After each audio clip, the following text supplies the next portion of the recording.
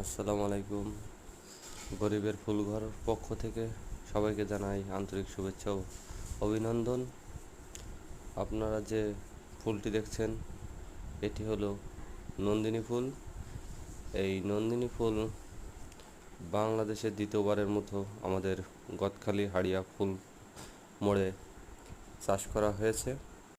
যা আগেও কোথাও বাংলাদেশে এমন সুন্দরভাবে ফুল ফোটাতে পারেনি। আমাদের হাড়িয়া পানিসারা ফুল মোড়ে অবস্থিত। যাদের সরাসরি দেখার ইচ্ছে হয় তারা অবশ্যই চলে আসবেন।